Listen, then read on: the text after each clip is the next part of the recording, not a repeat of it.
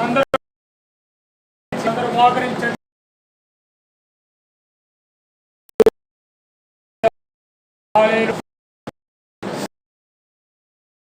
స్తోత్రం స్తోత్రం.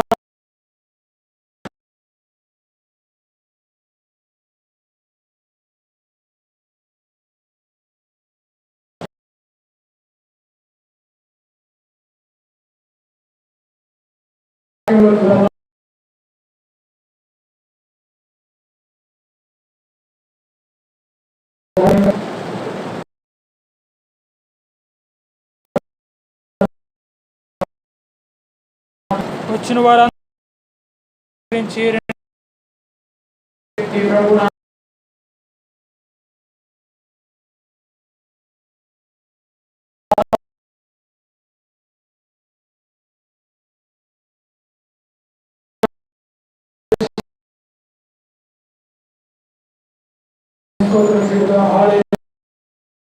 హల్లెలూయా హల్లెలూయా హల్లెలూయా.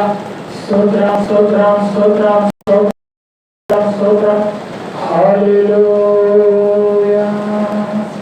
యేసయ్యా నీకు స్తోత్రం స్తోత్రం స్తోత్రం. పరిశుద్ధాత్మ తండ్రి నీకు స్తోత్రం.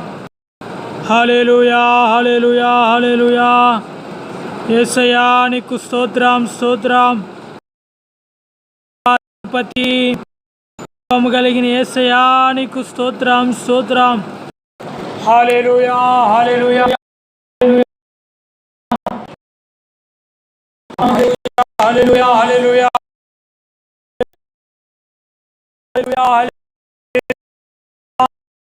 స్తోత్రం స్తోత్రం స్తోత్రం స్తోత్రం స్తోత్రం. జీవాధిపతి నీకు స్తోత్రమయ్యా. మమ్మల్ని ఎంతవరకు కాచిన తండ్రి నీకు స్తోత్రమయ్యా. యేసయ్యా నీకు స్తోత్రం స్తోత్రం స్తోత్రం స్తోత్రం. హల్లెలూయా హల్లెలూయా హల్లెలూయా హల్లెలూయా హల్లెలూయా. యేసయ్యా నీకు స్తోత్రం స్తోత్రం స్తోత్రం. పరిశుద్ధుడా స్తోత్రం స్తోత్రం స్తోత్రం స్తోత్రం స్తోత్రం. హల్లెలూయా హల్లెలూయా హల్లెలూయా. ప్రియుడా నీకు స్తోత్రం ప్రియుడా నీకు స్తోత్రం. పరిశుద్ధాత్మ దేవా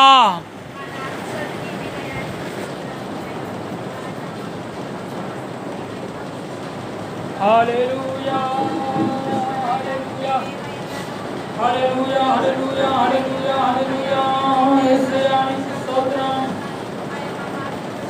హల్లెలూయా హల్లెలూయా హల్లెలూయా. నీవు నాకుండగా నీవే నాండగా. నీవు నాకుండగా నీవే నా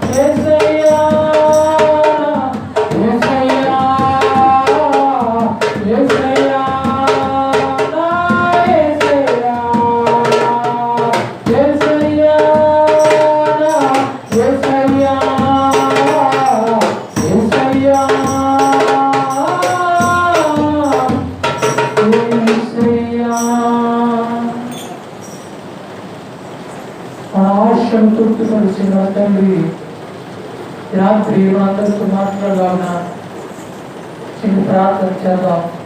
క్లుప్తంగా వాక్య నిమిత్తం ప్రేరేపించబడిన వారు చిన్నగా క్లుప్తంగా చిన్న ప్రార్థన చేసి వాక్యంలోకి వెళ్దాం.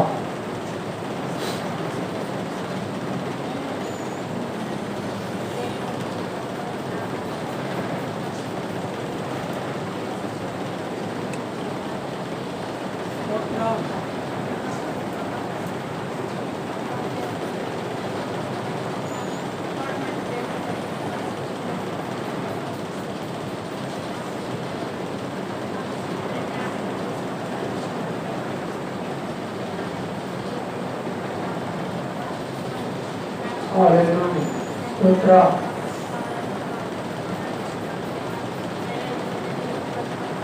Sutra.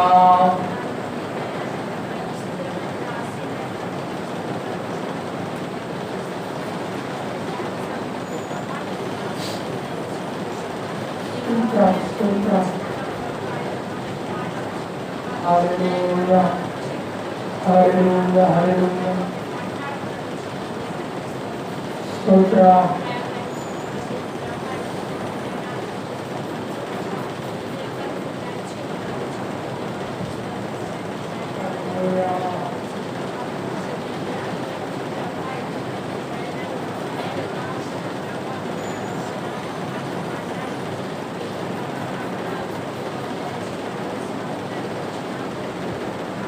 Amen. అందరూ కూర్చోండి. బైబిల్ లేఖనాలు తెరిచి కీర్తన గ్రంథం 130వ అధ్యాయం 130వ సంకీర్తన 4వ వాక్యాన్ని త్వరగా చదవండి. 130వ కీర్తన 4వ వాక్యం. నిలుపునట్లు నీ యొద్ద కటాక్షములను దొరుకును. నేను కనిపెట్టుచున్నాను, ప్రాణము ఆయన కొరకు కనిపెట్టుచున్నాను. చాలా ఈ 4వ వాక్యం 130వ కీర్తనలో కీర్తనకారుడు రాస్తా అంటాడు, నీ వద్ద ఏం దొరుకుతుంది కదా, క్షమాపణ దొరుకుతుంది. నా ప్రభు అయిన యేసుక్రీస్తు వారి నామంలో మీ అందరికీ శుక్రవారం శుభాభివందనాలు తెలియజేస్తున్నాను. అందరికి వందనాలు. కూడి ఉన్న వారం కొద్దిమంది అయినా ఏం పర్లేదు, కొద్ది నిమిషాలు, ఒక 20 నిమిషాల వరకు వాక్యాన్ని విందాం. ఎనిమిది 10 తలనూనె పిలిచిపెడతానికి ప్రయత్నం చేస్తాను. వాతావరణం చూస్తే బయట వాతావరణం బాగాలేదు కాబట్టి ఈరోజుకి కొద్ది తొందరగా ముగించుకోమని ఆలోచన కలిగి ఉన్నాను. దేవుని చిత్తమైతే అలాగే ముగించుకుందాం. ఈ 4వ మాటలో రాయబడుతుంది, కీర్తనకారుడు అంటూ ఉన్నాడు ఏమనంటే, మొట్టమొదటి మాట ఒకసారి చదవండి. నీ వద్ద చాలు. ఎవరికి క్షమాపణ కలుగుతుందంటే ఆయన యందు భయభక్తులు కలిగి వారికి. మనం ఎప్పుడైతే ప్రభు యందు భయభక్తులు కలిగి ప్రభు సన్నిధిలో భయభక్తులతో మనం ప్రభు సన్నిధికి వస్తూ ప్రభు సన్నిధిలో ఉన్న ప్రతి ఒక్క వాగ్దానాన్ని ప్రభు సన్నిధిలో ఉన్న ప్రతి ఒక్క కట్టడ మనం ఎప్పుడైతే అనుసరిస్తూ వారి ప్రకారం నడుచుకుంటామో అప్పుడే కలుగుతుందట, క్షమాపణ కలుగుతుంది. అందుకే మత్తయి రాసిన శుభవార్తలో క్రీస్తు ప్రభు వారు శిష్యులకు ఒక ప్రార్థన నేర్పిస్తూ ఉన్నాడు. పరలోకమందున మా తండ్రి నామము వచ్చిన దాకా అది ఈ చిత్తం పరలోకమందు ఎలాగ నెరవేరబడుతుందో భూమి మీద కూడా. తర్వాత చివరి మాటలో ఆయన సెలవిస్తున్న మాట, ఒక మాట నేర్పిస్తున్నాడు. ఏంటంటే, మా అపరాధములను ఎవరి అపరాధాలు మనం క్షమించాలంటే మన ఎడల తప్పు చేసిన వారి యొక్క అపరాధాలు, అంటే యేసయ్య మన యొక్క అపరాధాలు క్షమించాలంటే కీర్తనకారుడు రాస్తూ అంటూ ఉన్నాడు. ఇక్కడ రాయబడిన మాటను మత్తయి రాసిన సువార్తకు ఒకసారి కలిపి చూస్తే, ముందుగా మనం దేవుని ఎడల భయభక్తులు కలిగి ఉండాలి. దేవునికి స్తోత్రం కలిగి గాక. దేవుని ఎడల భయభక్తులు కలిగి ఉంటే దేవుని యందు ఆయన ఆజ్ఞలు తూచా తప్పకుండా మనం పాటిస్తున్న వారమైతే, ప్రభు సన్నిధిలో ఉన్న ఆనందాన్ని మనం చూస్తున్న వ్యక్తులమే అయితే, ప్రభు సన్నిధిని మనం అనుభవిస్తున్న సహోదరులమే అయితే, మనం మొట్టమొదటిగా ఏం చేయాలంటే ఆయన యొక్క శాసనాలను గైకొనాలి. ఆయన యొక్క నిబంధనలన్నింటినీ మనం తూచా తప్పకుండా పాటించాలి. దానికి ఫలితంగా ఏం జరుగుతుందా అంటే మనకు క్షమాపణ కలుగుతుంది. అందుకే అపోస్తలుడైన పౌలు అంటూ ఉంటాడు, క్రీస్తు నందున్న వారికి ఏ శిక్ష లేదు అంటూ ఉన్నాడు. దేవునికి స్తోత్రం. ఎవరి నామంలో క్షమాపణ తెలుసండి? ఎవరి నామంలో ఈనాడు క్షమాపణ కలుగుతుంది? మనం చేసిన తప్పును సరిదిద్దుకోవాలంటే, మనం చేసిన అతిక్రమాన్ని పరిశుద్ధపరచుకోవాలంటే, మనం పాపాత్ములుగా జీవిస్తున్న ఈ కాలంలో మనం పవిత్రంగా మార్చబడాలి. ఏ రక్తం ద్వారా అంటే అది ఒకే ఒక్క క్రీస్తు రక్తం ద్వారా మాత్రమే. దేవుని సేవకుడు మీ అందరికీ ప్రకటన చేస్తూ ఉన్నాను. దేవునికి స్తోత్రం కలుగుగాక. హల్లెలూయా. అందుకే ఇక్కడ కీర్తనకారుడు అంటున్నాడు, ఆయనకు ఎవరైతే లోబడతారో, ఆయనకు ఎవరైతే భయభక్తులు కలిగి ఉంటారో వారిని ఏం చేస్తారండి? క్షమిస్తాను అంటూ ఉన్నాడు. ఈనాడు మనం అనేక మంది జీవితంలో అనేకమైన తప్పులు చేస్తుంటాం, అనేకమైన పొరపాట్ల ద్వారా తెలుసో తెలియక పొరపాట్లు చేస్తుంటాం. దాని అన్నిటినీ మనం సరిదిద్దుకోవాలి అంటే, వాటన్నిటినీ మనం క్షమాపణ కలగాలి అంటే, మనందరికీ ఆ క్షమాపణ హృదయం రావాలంటే మనం మొట్టమొదటి ఏం చేయాలంటే, మన ఎడల ఎవరైతే అపరాధాలు చేస్తారో, ఎవరైతే మన ఎడల తప్పుగా నడుచుకున్నారో, మన ఎడల ఏ లోకమైతే మనం చూసి నవ్విందో వారిని మనం ఏం చేయాలట? క్షమించాలి. అప్పుడు ఏం చేస్తాడు? పరమందున్న తండ్రి మన పాపాలన్నిటినీ క్షమిస్తాడు. దేవునికి స్తోత్రం కలుగుగాక. హల్లెలూయా, హల్లెలూయా, హల్లెలూయా. అందుకే ప్రభు వాక్యం సెలవిస్తూ ఉంది, మీరు ముందు నాకు లోబడండి. ముందు మీరు ఏం చేయాలంటే నా ఆజ్ఞలు గైకొనండి. మీ పాపాలు క్షమించబడాలంటే మనం క్రీస్తుని నమ్మాలి. ప్రభు అయిన యేసయ్య ఎదుట మనం మోకాళ్ళుని మనం చేసిన ప్రతి ఒక్క తప్పును, ప్రతి ఒక్క అపవిత్రతను, ప్రతి ఒక్క పరిశుద్ధత లేని జీవితాన్ని ప్రభు సన్నిధిలో ప్రాణార్పణంగా ఎప్పుడైతే మనం బాగా పోస్తామో అప్పుడు ఏమవుతుందన్న మనకు క్షమాపణ కలుగుతుంది. దేవునికి స్తోత్రం కలుగుగాక. హల్లెలూయా, హల్లెలూయా, హల్లెలూయా. అందుకే ప్రభు వాక్యం సెలవిస్తా ఉంది, ఎవడైతే క్రీస్తు పేరట జీవిస్తాడో వాడికి ఏమాత్రం శిక్ష మాత్రం ఏమాత్రం లేదు. ఒకవేళ క్రీస్తును నమ్మకుండా ఉంటే, ప్రభు యేసు నిజమైన దేవుడిని నమ్మకుండా ఉంటే, వారి పాపాలను పవిత్రతతో మనం ఆ పరిశుద్ధుడైన యేసయ్య రక్తం చేత కడుగుకోకుండా ఉంటే మనం ఈనాడు రాజు సంఘంగా చేర్చబడిన వారం కాదు. ఈనాడు సంఘంగా మనం చేర్చబడకుండా ఎక్కడ బయట లోకానుసారమైన జీవితం యవన కాలంలో మనం చేసిన ప్రతి ఒక్క తప్పుకు ప్రభువు క్షమిస్తున్నాడంటే మనం చేసిన నీతి క్రియలు కాదు, మనం చేసిన ఏదో గొప్ప మంచి పేరు కాదు, మనకున్న ఆస్తి అంతస్తు కాదు. అందుకే ప్రభు యొక్క లేఖనం ఉండి మన కొరకు క్రీస్తు అనగా తండ్రి దేవుని లోకాన్ని ప్రేమించి లోకానికి ఆయన కుమారుని పంపించి మన కొరకు ఆయన ప్రాణాన్ని పణంగా పెట్టాడు. దేవునికి మహిమ కలుగును గాక. హల్లెలూయా, హల్లెలూయా. ఎఫెసీయులకు రాసిన పత్రిక ఒకసారి తీయండి. ఎఫెసీయులకు రాసిన పత్రిక 4వ అధ్యాయం 32వ వాక్యం. ఎఫెసీ 4:32. దయ కలిగి క్రీస్తునందు ప్రకారము మీరు ఒకరినొకరు. బైబిల్ మాట ఏంటంటే ఆ చివరి మాటలో ఏమంటా ఉన్నట్టు, క్రీస్తు మిమ్మల్ని క్షమించిన ప్రకారం ఒకరినొకరు మీరు కూడా క్షమించుకోనండి. దేవునికి స్తోత్రం కలుగును గాక. హల్లెలూయా, హల్లెలూయా. ఏమంటా ఉన్నాడంటే అపోస్తలుడైన పౌలు ఎఫెసీ సంఘాన్ని చూసి, వారిలో ఉన్న పొరపాటును చూసి, వారిలో ఉన్న ఆ దోషక్రియలు చూసి, వారు చేయకూడని ఆ యొక్క కార్యాలను చూసి పౌలు గారు పరిశుద్ధాత్మ చేత నిండబడిన వాడే వారికి శ్రమిస్తున్న మాట, ఇదిగో మిమ్మల్ని క్రీస్తు ఎలాగో క్షమించాడో క్రీస్తు మిమ్మల్ని క్షమించిన ప్రకారం మీరు ఏం చేయాలట, ఒకరినొకరు పరస్పర ప్రేమ కలిగి, ఒకరినొకరు ఐక్యత కలిగి, మన పాపాలు మనకు సహోదరులుగా మనం ఏం చేయాలట, మనం మొదటిగా మనం క్షమాపణ పొందాలి. అందుకే కీర్తనకారుడు అంటూ ఉన్నాడు, సహోదరులు ఐక్యత కలిగి ఉండటం ఎంత మేలు, ఎంత మనోహరం అంటూ ఉన్నాడు. ఎందుకు అంటూ ఉన్నాడంటే ఆ మాట ఎప్పుడు మేలు కలుగుతుంది, ఎప్పుడు మనోహరంగా ఉంటుంది. ఒక సంఘం, ఒక దేవుని ఆత్మ ప్రభువు చేత పట్టబడిన ఒక స్త్రీ కానీ, ఒక పురుషుడు కానీ, ఒక సమాజం కానీ, ఒక క్రీస్తు సంఘం కానీ ఎప్పుడు మేలుగా మనోహరంగా ఉంటుందంటే ఎప్పుడైతే సహోదరులు ఐక్యబద్ధంగా జీవిస్తారో.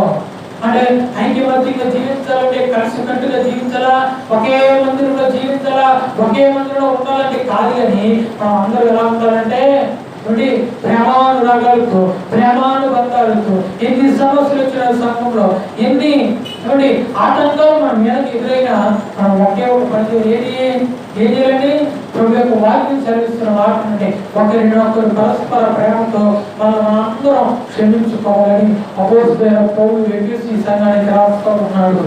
క్రీస్తు మనల్ని క్షమించాడు, రైట్. క్రీస్తు మనందరినీ క్షమించేశాడు, అయిపోయింది. అయిపోయింది. క్రీస్తు ఎలాగో మనల్ని క్షమించాడో అలాగే మనం ఒకరినొకరం క్షమించుకుందుముగాక.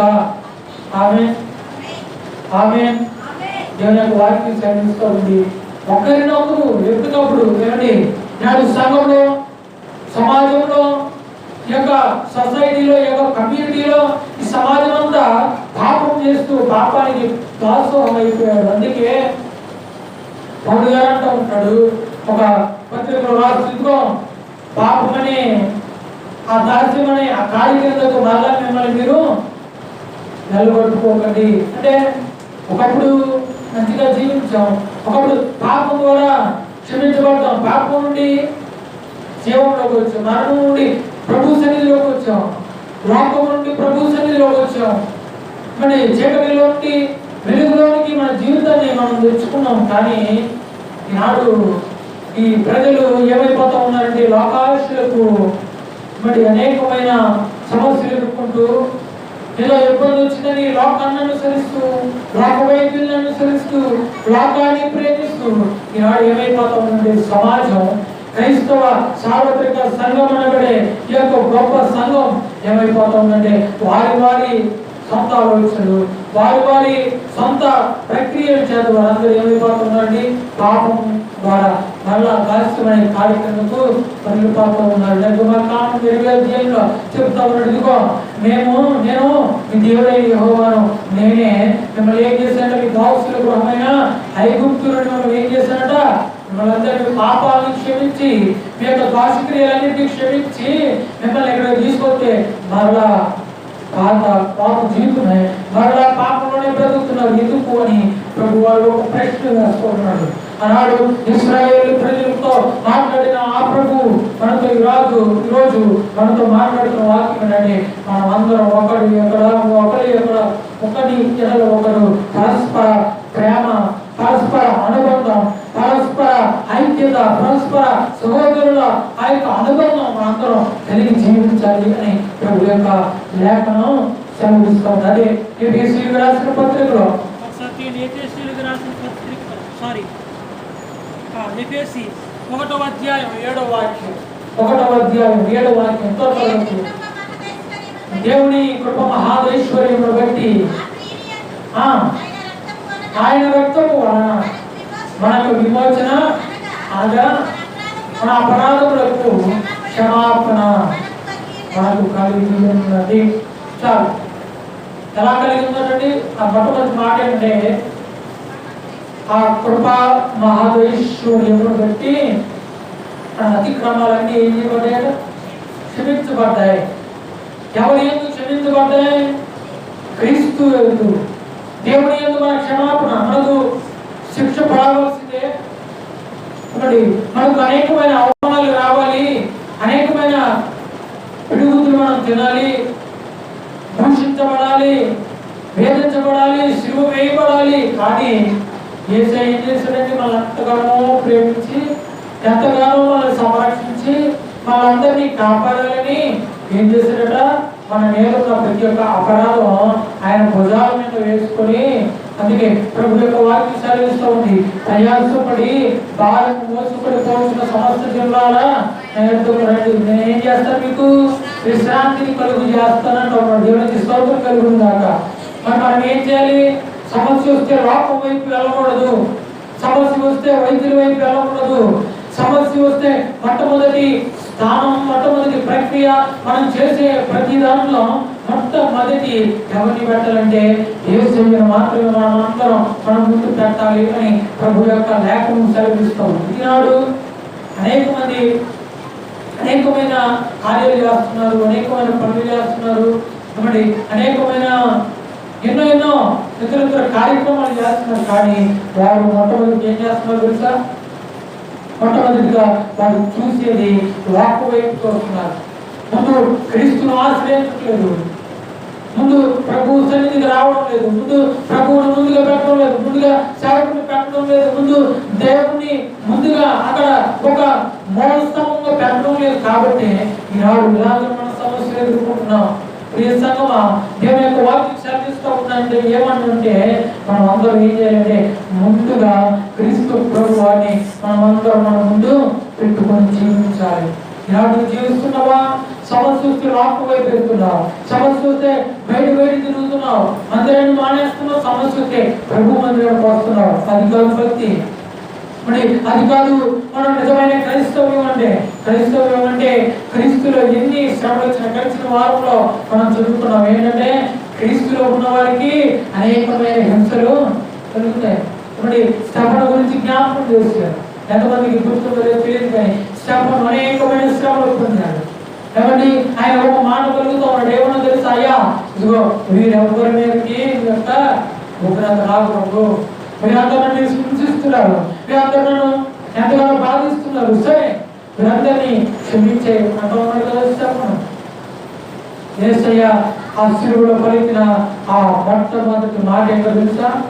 మీరేమి చేస్తున్నారు, మీరు ఎదుగుని కనుక దీన్ని క్షమించండి అని తండ్రి దేవుని వేడుకుంటా ఉన్నాడు. ఈనాడు నీవు నేను ఒకడు మనకు అన్యాయం చేశాడంటే, ఒకడు మనకి అన్యాయంగా డబ్బులు కొట్టాడంటే, మనకు అన్యాయంగా చేయడానికి కార్యం చేశాడంటే వారి మీద దుమ్మెత్తి పాస్తున్నావా నువ్వు? ఒకవేళ వాడిని హింసిస్తున్నావా, ఒకవేళ వాడిని దూషిస్తున్నావా? ప్రభు యొక్క లేఖనం సెలవిస్తూ ఉంది, ఇదిగో క్రీస్తు మనల్ని ఎలాగో క్షమించాడో అలాగన ఒంటరి నౌకరం మనందరం సహోదర భావం కలిగి సహోదరమైన ఆ యొక్క ఐక్యమత్యం కలిగి మనం ఏం చేయాలట? అందరూ క్షమాపణ హృదయం కలిగి జీవించాలి. చివరి మాట నేను జ్ఞాపకం చేసి ముగిస్తాను. కొలస్సీయులకు రాసిన పత్రిక 3వ అధ్యాయం 3వ వాక్యం 13వ వాక్యం 3:11 కొలస్సీ 3:13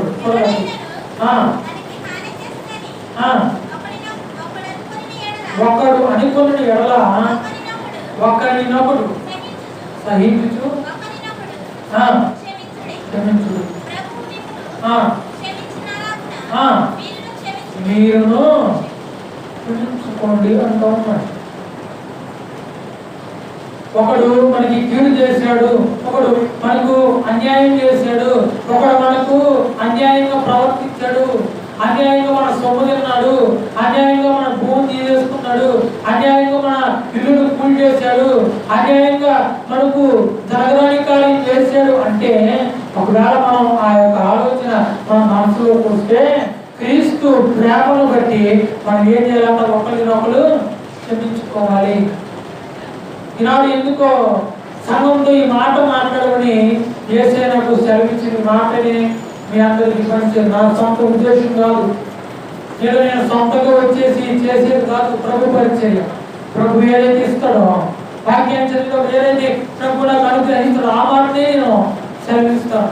మీరందరూ వేరేగా భావించదు, వేరే ఆలోచన పెట్టుకో. ఒకవేళ మనలో ఎవరితోనైనా ప్రభు మాట్లాడుతున్నాడేమో నాకైతే తెలియదు, కానీ ప్రభు చెప్తూ ఉన్నాడు, నీవు దేవుని నుండి క్షమాపణ పొందాలంటే, నీవు దేవుని నుండి క్షమాపణ పొందాలి అంటే, నీవు ప్రభు నుండి పశ్చాత్తాపం పొందాలంటే నీవు మొట్టమొదటి ఏం చేయాలట? ఒకరినొకరు క్షమించుకోవాలి. కీర్తనకారుడు 134వ వాక్యం మొట్టమొదటిగా చదివిన వాక్యానికి మరొకసారి త్వరగా తీయండి. 130వ కీర్తన 4వ వాక్యాన్ని చదవండి. అయినను భయభక్తి నీ యొద్ద చాలు. ఏమంటున్నాడండి? మొట్టమొదటి చదివిన మాట, ఎవరైతే ప్రభు యందు భయభక్తులు కలిగి ఉంటారో ఆయన యందు ఏముంటారా? క్షమాపణ ఉంది. ఎఫెసీయులకు రాసిన పత్రికలో మనం చూసాం, 1వ అధ్యాయం 7వ వాక్యంలో చూసాం. అలాగే కొలస్సీయులకు రాసిన పత్రిక 3:13లో చూసాం. ఇంకా ఎఫెసీయులకు రాసిన పత్రికలో కూడా మనం కొన్ని విషయాలు చూసాం. సేపటి జీవితంలో వచ్చిన మాట జ్ఞాపకం చూసాం. మనం ఏం చేయాలంట? ఒకరినొకరు సహించుకోవాలి. అది కొలస్సీయులకు రాస్తూ అపోస్తలుడైన పౌలు అంటున్నాడు, ఒకరి యొక్క పాపాలను, ఒకరి యొక్క దోషాలను, ఒకరి యొక్క ఆపత్తులను, ఒకరి యొక్క ఆ యొక్క ఇబ్బందిని ఒకరినొకరు ఏం చేయాలంటే సహించుకోవాలి. సహనం కలిగి ఉండాలి.